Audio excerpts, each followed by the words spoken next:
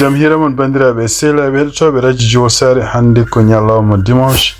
hawri ko nogasi jeegom lewru octobre hitande ujunnaji ɗiɗi nogasi joyi habruji moɗon ndemgal pulaar toɓɓe men ɓurɗo mawni ko États-Unis puɗorɗen ɗi toon to Californie hono kanko Newsom e nder potital ngal wadde CBS o wi wonde ko mo ɗamini kanko hoore makko ma won candidat présidentiel hitande ujunnaji ɗiɗi nogasi jeesos hande toon to États-Unis e tugnade kadi ko yalti hono kamɓe syndicat yimɓe contrôleur uji e aéroport uji wi wonde ko ene wayno ko ñande talata garoɗo jogorani hebde hay kalis goto pour ɗum yoɓede liggey men mo mbaɗato habaruji men international ko toon to Côte d'Ivoire ɓurten haalde ene wayno ko kanko Alassane Ouattara e tugnade kadi résultat ji puɗɗiɗi yaltude oɗo sadio ene wayno ko kanko gagni voteji ɗi ma en gartu hen e dessuji habaruji men international cakkitorɗen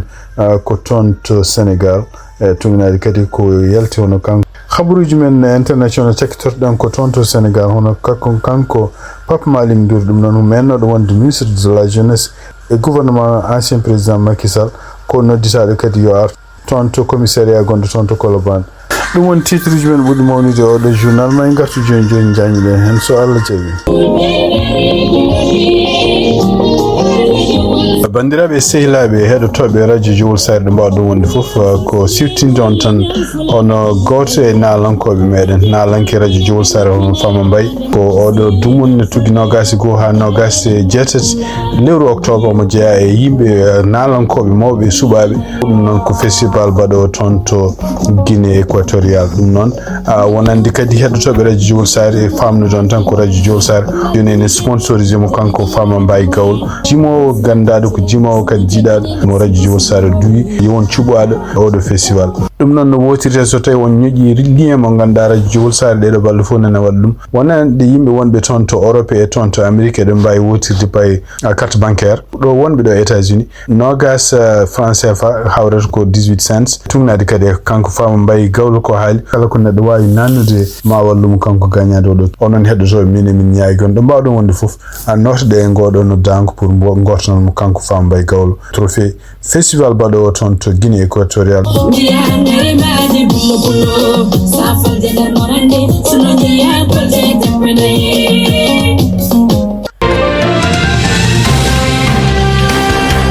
bandiraɓe sehlaɓe heɗotoɓe radio jowol sayre habaruji men États-Unis puɗɗoɗen ko toon to Californie tumnade kadi e jokkodiral kanko gouverneur mo Californie Gavin Newsom mo wadde CBS News ɗum noon ko hande dimanche o ali wi wonde ene wayno ko e hitande ujunnaji ɗiɗi nogasi jeegom woteji baɗoji pour suɓade ɓeɗo sarɗiyankoɓe ɗum noon e wayno ko caggal mum hawnaki kanko hoore makko mo miijo wonde holno so tawi on wawi wonde candidat pour président mo États-Unis e hitande ujunnaji ɗiɗi nogasi jeetas ɗum noon siftinde ko kanko Gavin Newsom ene wayno e lewru janvier hitande ujunnaji ɗiɗi nogasi jeeɗiɗi ko nden nattata wonde gouverneur ɗum noon ene wayno ko gouverneur toon to Californie wonata no mbawɗa wonde ɗum tan ko mandaji ɗiɗi ɗum noon sibabude ɗum ɗon ene wayno ko kanko Gavin Newsom jarowo hande duuɓi capanɗe joyi jeetati o wi wonde ene wayno ko ɗum ɗo ko hunde nde woni miijaɗo wi so tawi o haalani wiide wonde ko maw fewji kanko hoore makko wonde candidat présidentiel hitande ujunnaji ɗiɗi nogasi jeetati ene wayno ko haalani gonga ko fewntaɗo waɗi jilluji kewɗi e étaji kewɗi surtout toon to Caroline du Sud ko toon ɗamina hitande ujunnaji ɗiɗi e nogasi jeetati hono kamɓe parti démocratique batu mabɓe pour suɓade kolko woni candidat ko toon waɗata ɗum noon o yeeso kanko Gavin Newsom laabi kewɗi e tugnade hande ko journuji kala ene wayno ko kanko Donald Trump mo ɓuri hande anje tan surtout yani ko fati démocrate en pour ɗaminaɓe no wona candidat ko kanko Gavin Newsom ɗum noon ko jiiɗa e Gavin Newsom ene wayno ko kanko kadi gouverneur mo toon mo Illinois hono kanko biyeteɗo JB Pritzker en ɗamina kanko hoore makko mo won candidat ko jiiɗa kadi ko gonɗo gouverneur mo Pennsylvania biyeteɗo Josh Shapiro ɓiyeɗo ko yimɓe tato andaɓe oɗo saha joni hawnaki goto men ne wawi wonde candidat ɗum noon koye pour parti démocrate e hitande ujunnaji ɗiɗi nogas jeetati habaruji men États-Unis hande tugnade kadi ko yalti toon to journal biyeteɗo o web ene wayno ko kanko gardiɗo syndicat ɓe mbiyata air traffic controlleur ɗum noon ko renoɓe avion ngaji no juuroto ene ndiwirte e weeji États-Unis walla weeji aduna foof tawi sibabu nde shutdown gonaɗo oɗo saha joni ene wayno ko wonde ko kamɓe ken wona ujunnaji 10 e 100 jeetati neɗɗo taw ko yimɓe liggotoɓe rende weeyo non ko wallude avion ngaji jurde diwre e aéroport kañum ko men jogorani yobede dum non surtout e wiide mabbe donc dum non ko jogoro wadde ko nyande talata nogas jersasi lewru octobre nde gonɗon ndi tugnade hande kanko gardiɗo syndicat ɗiɗi contrôle ko haali wonde ko ɓuri hewde kamɓe ɓeɗo liggotoɓe ɗiɗo service aji toppitiɗo ko fate kisal aéroport uji avion ngaji ene wayno puɗɗinoma yoɓede ko wayno feccere jobdu men ñande 14 lewru octobre kono ene wayno ko sababu ni shutdown gonaɗo so tawi ɗum continue ene wayno ɓe jogorani hankadi yoɓede ɗum noon kadi ko rentinde ha hande ko siftinde ha hande ko kamɓe démocrate en e kamɓe républicain ji ene wayno ɓe continue ha hande lutodirde eɓe continue ha hande wasde jakkodirde ko fate uddidde cuuɗi walla uddidde dame gouvernement mo États-Unis siftinde tan ko kamɓe démocrate en koɓe continue namdade ko ha hande ene wayno ko kamɓe républicain ji ɓe cikanno wonde ko sibabu no ɓe kutorima e nder campagne mabɓe ko démocrate en guddi gouvernement États-Unis hawnakoma démocrate en jatiri caggal ɗum noon ko gueɗɗe ɗi ganduɗa pawtuɗo e assurance walla assistance médicale mo kamɓe démocrate en mbi wonde ko républicain ji potani memde ɗum ɗon kono ene wayno ko ɗum ɗon wona hunde gasde oɗo saha joni kamɓe républicain ji eɓe ƴeewa hutorade joni koɓe mbiyata peeje mbiyata nuclear option ɗum noon ko firti wonde ko ɓe mbayla kuulal gongal toon kuulal ngal wi wonde ko kala ko loi voteteɗo toon to Sénat il faut ko ɓe dañi 60 jonde ande ɓe mbawa votde ngal loi donc so tawi ɓe guiti ngal ɗon kuulal firti wonde ko soɓe dañi 50 e ko ɓuri ɗum tan firti wonde ko en mbawi wadde ɗum noon ko ɗum woni ko hewɓe républicain en puɗɗo namdade oɗo saha joni surtout kanko Marjorie Taylor jeyaɗo toon to Georgia e sénateur ji walla représentant ji hewɓe ko ɗum namdoto oɗo saha joni kamɓe républicain tawde kamɓe ɓuuri ɓurala toon to Sénat yoɓe mbatta oɗon option beele ɓe guddita laamu ngu ko wawi wonde fof ene wayno ko kan won républicain kadi sénateur surtout kanko Rand Paul jeeyaɗo toon to Kentucky en woni way eɓe mbaɗi peeje oɗo saha joni pour kamɓe démocrate e républicain yoɓe mbawa joddade ɓe kalta ko fate en assistance médicale mo kamɓe démocrate namdoto hadde gouvernement udditeɗe ko wawi wonde fof en hande woni ñalawma nogas e jeegoɓe wiijo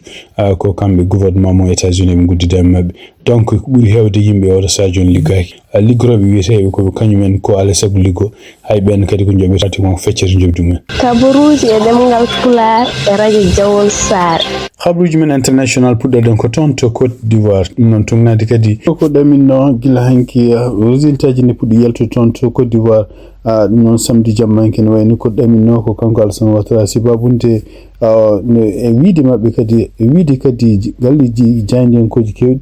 opposition kañum hoore mum wasi famodirde wonde wasi suɓade tan candidat goto ɗum noon ko hokkude Alassane Ouattara chance pour kañum hoore mum gagno ɗiɗo woteji Alassane Ouattara noon en jaraw hande jaɓanɗe 73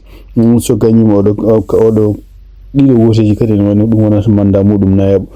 pour ardade leydi Côte d'Ivoire donc ko fama tan e wayno ko commission électoral goomu toppitiɗo kañum hoore mum rende woteji baɗi toon ni ene wayno ko gila hanki samedi fuɗɗima à chaque fois nde woteji ngari ɗum noon ummade département ji 111 gonɗi toon to Côte d'Ivoire à chaque fois nde résultat ji ngari kañum hoore ɗum continuade yaltinde ɗiɗon woteji ɗiɗon résultat ji donc ene wayno ko siftini ɗon tan ke tugnade hannde ko winda toon to radio France international toon Seneweb kene wona ujunnaji 9 neɗɗo taw ko Côte d'Ivoire naɓe kañumen nodduno yo vote hanki samedi ɗum noon ko suɓade hakkude ɗiɗo candidat ji joyi ene wayno kañumen koyemen ɗaɓɓannoɓe ardade leydi Côte d'Ivoire donc tugnade hannde koɓe analyse ene wayno ko résultat ji ɗi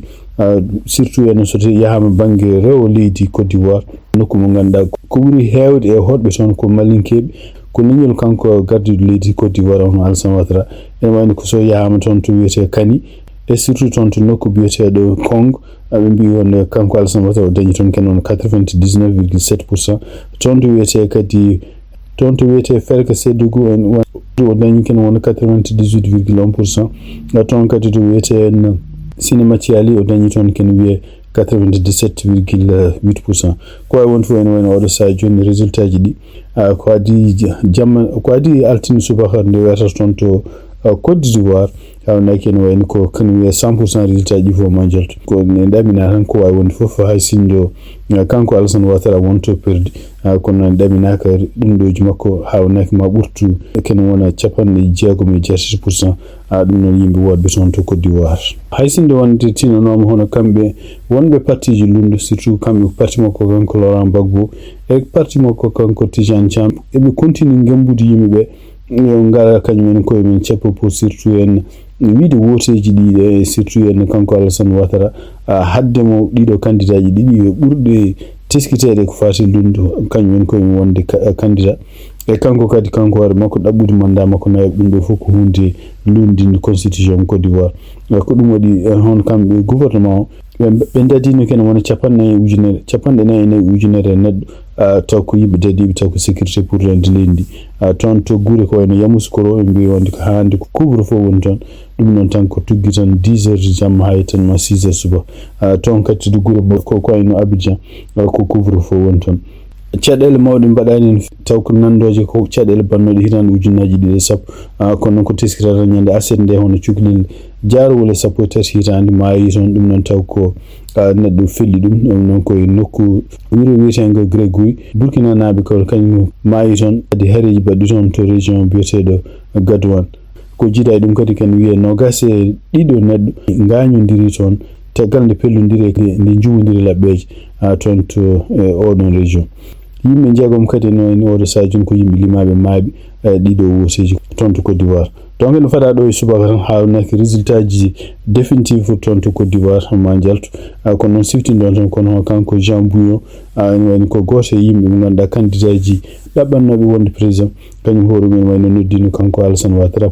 pour yettudemo wonde o gagnim kono noon wayno ko hande résultat ji officiel jaltani kolon faya khabruji men international toon to Sénégal kadi tumnade kadi ko yalti to sanoyoɓe hono kanko Pape Malick Ndour en wani kadi ko convocama kadi toon to section recherche gonɗo toon to Colobane ɗum noon e wayno ko siftinɗon tan kanko Malick Ndour o convoquenomo ñande aljuma nde o yi toon ɗum noon e wayno ko ñande hen oɗo ñalawma aljo o onomo yi o faati galle makko kono noon e wayno ko yalti hande dimanche kadi ɓe mbaɗi convocation kesso faade makko ɗum noon nde altini janggo 27 lewru octobre hitande ujunnaji ɗi 25 yo artun suba kadi ɓe jogui namde komi namtom kanko noon e wayno ko namde noon ñande aljumande ko gueɗe ɗo wiya wonde o haali ɗum seppuji bonnoɗi toon pour ɗaɓɓude kanko Farba Ngom yo e ɗiɗon seppuji wiide mabɓe kadi wonde ko won o haali hen gueɗe ɗi ganduɗa taw kañum koye men omo nodda yimɓeɓe yo ñañu walla yimɓeɓe yo laaw yo jaltu kadi ene wayno kadi yo lundo laamu ɗum ɗo fof noon e wayno ko kanko Pape Malick o wi wonde ɗum ko wona hunde nde o haali kadi o wi wonde ɗum ɗo fof ko wonɓe toon en jiiɗi bonnude haaluji makko en jiiɗi kadi wadde addandemo caɗele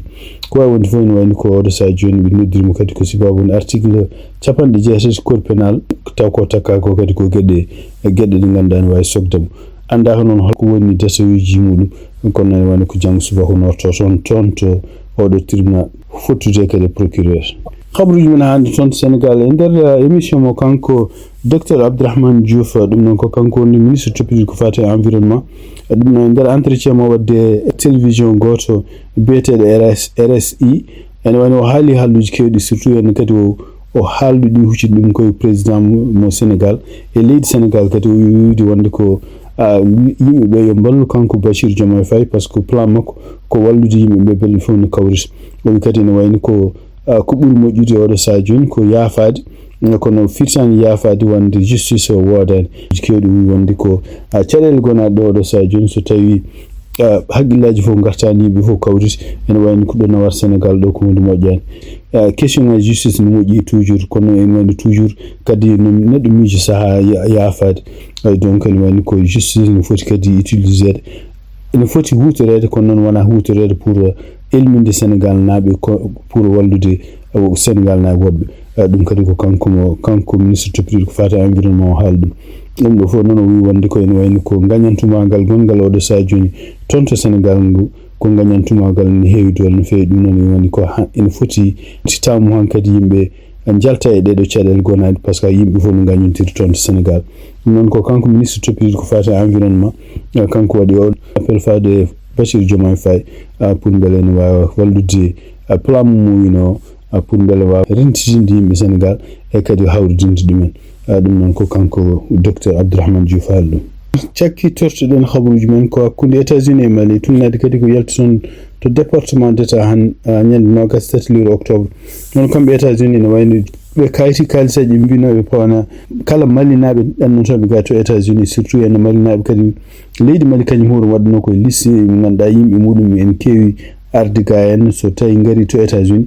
kañum en koye men gona ɗo ha visa ji men ɓenna donc kamɓe États-Unis ɓe mbino wonde ko kala joguiɗo visa garaw ga to États-Unis ma fawi ken tugi ujunaji ha ujunaji 15 pour garanti taw ko oɗon kalis heɓta ɗum ko soto ruttima toon to Mali ko siftinto on tan e wayno ko caggal muɗum kamɓe Mali kamɓe ɓe imposine e kala américain garaw toon to États-Unis il faut waɗa dépose visa ken wonno $10,000 ɗum noon e wayno ko oɗo sa ñande 27 octobre kamɓe département d'état ɓe guitti Mali e oɗo liste yimɓe ɓe ganduɗa en oɗo sa joni il faut ko ma joɓa oɗon kalis pour nde kam mbawa hebde visa walla mbawa hettade États-Unis siftinde on tan ko Mauritanie Tanzanie Gambie Malawi e Zambie ɗeɗo leyɗele fof ene wandi jeeya ɗiɗo lissuji yimɓe ɓe ganduɗa en pawaɓe oɗon kalis tunnade e département d'état ko haali donc siftinde on tan e wani ko Burkina Faso kañum hoore mum ɓeydino oɗon kalis wonande kala américain jiɗɗo arde toon to Burkina Faso ɗum noon wiide wonde ko alaa sago kañum hoore mum dépose yoɓa ken wona ujunaji $10 pour so tawi américain en yiɗi arde toon to Burkina Faso ko wawi wonde fof ɗum ɗo kadi ko ɗeɗo leyɗele tati kamɓe Mali Burkina Faso e Niger ko kala mesure aji ƴeftaɗi toon contre leydi gondi ene wayno ko kamɓe koye maɓe jobtotto en même temps wawi wonde fof hawnaki ko ɗum nafi sibabude kamɓe Mali kamɓe en koko ɓe impose no en e américain yiɗɓe visite toon to Mali kono waɗi département d'état kañum hoore mum yamɗini sanction ngaji ɗi wonno e maɓɓe kamɓe voyage kamɓe ɗannotoɓe aroɓe toon to États-Unis tako malinaɓe